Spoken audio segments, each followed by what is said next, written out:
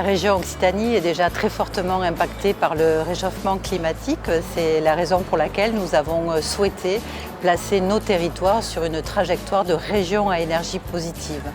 Pour atteindre cet objectif, nous devons bien sûr développer la production d'énergie renouvelable par 3, mais nous devons aussi travailler à la rénovation, à l'efficacité énergétique des bâtiments.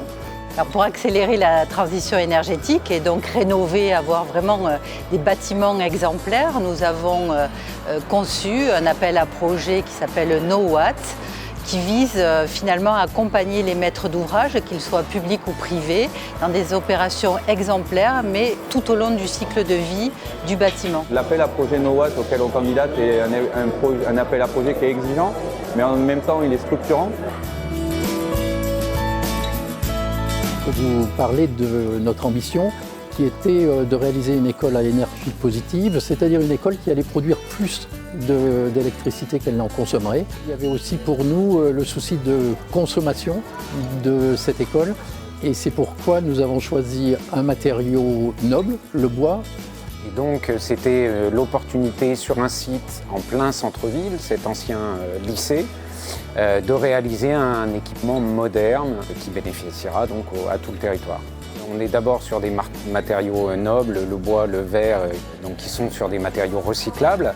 Et puis c'est surtout à travers ces économies d'énergie qu'on a cette dimension environnementale qui a été prise en compte. Du photovoltaïque sur la toiture, des vitrages thermodynamiques qui s'obscurcissent en fonction de l'ensoleillement, évidemment une isolation adéquate, etc. On a eu pour objectif de réaliser un bâtiment industriel de 3700 m², pour ARM industriel rang 1 aéronautique, et puis évidemment une démarche participative autour de l'écologie, avec à la fois un bâtiment qui est aujourd'hui en ossature de bois rempli de paille, mais en fait un traitement aussi à travers de la géothermie pour le chauffage et le rafraîchissement du bâtiment. S'il faut garder une seule chose sur ce projet, c'est sur les choix des matériaux. Parce que bon, énergétique, il y a des calculs qui sont faits, mais c'est surtout au niveau environnemental. On a sur les choix des matériaux, l'utilisation de matériaux sains, notamment la terre. Et la sensation qu'on a sur ce bâtiment, elle est vraiment elle est spectaculaire.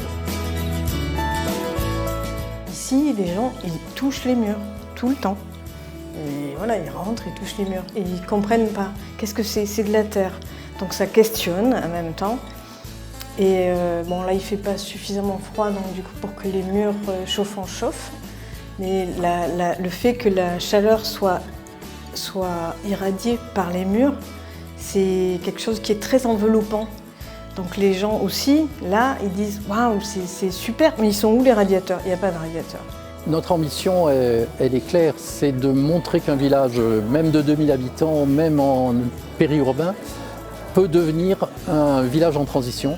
Et ça s'est traduit très concrètement dans le choix des matériaux, mais aussi dans la façon d'associer les enfants et d'en faire un outil d'éducation à l'environnement et au développement durable, qui est aussi une de nos préoccupations.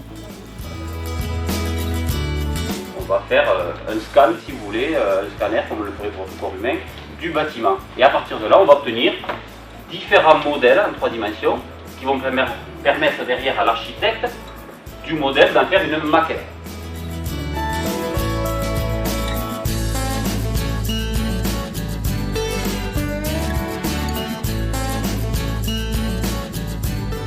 C'est qu'un maître d'ouvrage qui se lance dans une démarche BDO, il a aussi préoccupation de valoriser toutes les filières locales, les acteurs locaux.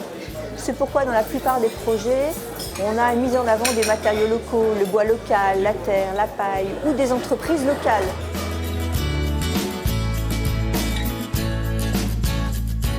Donc on est dans un esprit qu'on appelle aujourd'hui circuit court, circuit vertueux. On prend la matière, on travaille avec des gens à qui on donne de l'emploi, localement. On va construire un bâtiment sain qui va réduire aussi les systèmes qu'on va mettre en place dans le bâtiment. Donc il est important d'avoir une démarche véritablement globale quand on construit un bâtiment qui prenne en compte tous les aspects, y compris la culture, l'économie du projet évidemment et les savoir-faire.